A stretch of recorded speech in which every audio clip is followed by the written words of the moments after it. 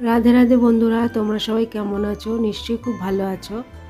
আশা করছি ভালো আছো, আর আমিও খুব ভালো আছি।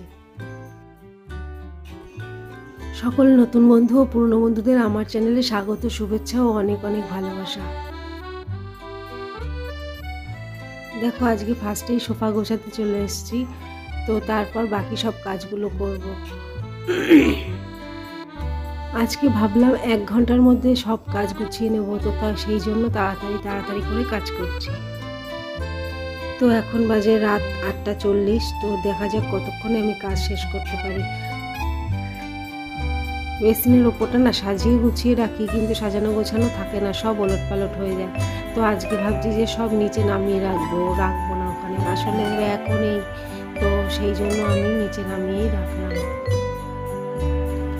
তো মেয়ের ঘরে কালকে ভাবছি বেডশিটটা চেঞ্জ করে দেবো, আজকে আর হলো না। আজকে না মেঘ করে আছে, বৃষ্টিও নামবে আর কারেন্টও চলে যেতে পারে, তো সেই জন্য আজকে আর তাড়াতাড়ি করে কাজ করছি। অনেকক্ষণ ধরে বসেছিলাম, আসলে একটু ফোন দেখছিলাম, তো বসে থেকে সময়টা অনেকটা পেরিয়ে গেছে।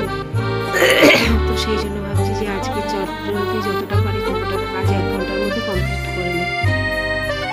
আসলে না ফোন দেখতে দেখতে আমি ভুলেই গেছি যে আমার ভিডিও করা বাকি রয়ে গেছে, তো সেই জন্য তাড়াতাড়ি করে উঠে আমি 1 ঘন্টার মধ্যে কাজ সব শেষ করবো ভেবে তো তাড়াতাড়ি করে কাজ করা শুরু করেছি। আমার ঘরে না মেয়ে পড়তে বসে গেছে, তো আজকে আমার ঘরে বসেছে বলে আর আমার ঘরে আমি কাজ করতে পারলাম না। তো এই সাইডের এই বাকি কাজগুলো করে নিই। মেয়ের ঘর তো গোছানো হয়ে গেছে, ডাইনিংটাও গোছানো হয়ে গেছে, বাকি আছে রুটি করা। তাই ভাবলাম যে আটা মেখে রুটিটা করে নিই। তো বন্ধুরা, আমার ভিডিও তোমাদের কেমন লাগছে তোমরা অবশ্যই আমাকে কমেন্টে জানিও, আর ভালো যদি লেগে থাকে তাহলে লাইক, কমেন্ট, শেয়ার ও সাবস্ক্রাইব করতে ভুলো না, তাহলে আমার ভিডিওটি পৌঁছে যাবে সবার আগে তোমার কাছে। তো বন্ধুরা, তোমরা আমাকে কমেন্ট করো, আর ভালো লাগলেও কমেন্ট করো, ভালো যদি না লাগে তাহলেও তোমরা আমাকে কমেন্ট করো যে দিদিভাই এটা তোমার ভুল হয়েছে, এটা এরকমভাবে না এরকমভাবে করলে ঠিক হবে, তাহলে আমার খুব ভালো লাগবে। তো বন্ধুরা, এবার 2-1টা গীতার কথা বা শ্রীকৃষ্ণের বাণী আলোচনা করা যাক। শ্রীকৃষ্ণ বলেছেন, এই পৃথিবীতে এমন কোনো ব্যক্তি নেই যার কোনো সমস্যা নেই, আর এমন কোনো সমস্যা নেই যার কোনো সমাধান নেই।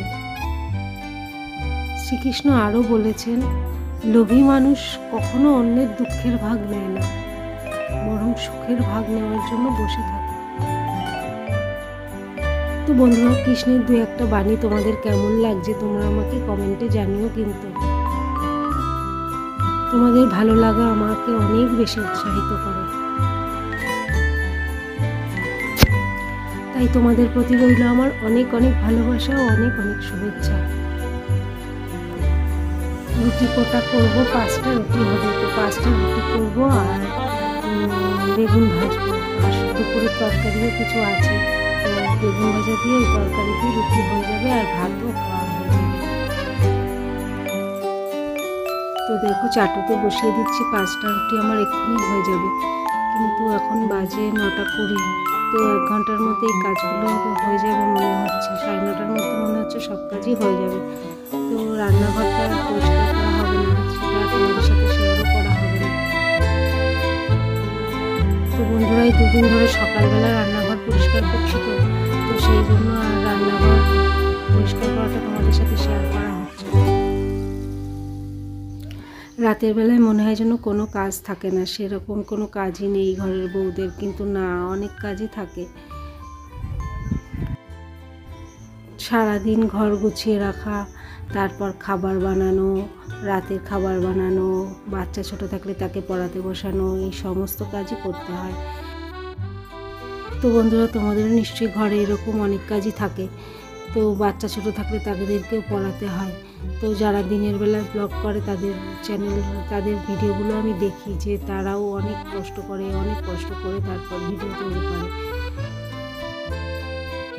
তো দেখো, রুটি তো হয়ে গেছে, এদিকে কড়াইয়ে তেল বসিয়ে দিয়েছি, এবার বেগুনগুলো আমি ভেজে নিচ্ছি।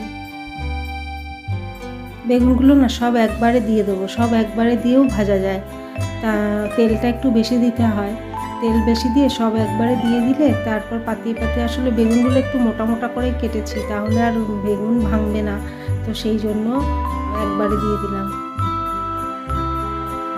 তো বন্ধুরা দেখো, একবার উল্টে দিয়ে আমি বেগুনগুলো ভেজে নিয়েছি, বেগুন আমার ভাজা হয়েও গেছে। তো এবার তুলে নিচ্ছি। আর আজকের ভিডিও আর বেশি লং করছি না, এখানেই শেষ করছি। আবার চলে আসবো কাল নতুন কোনো ভিডিও নিয়ে। তো আজকের জন্য এই পর্যন্তই, টাটা।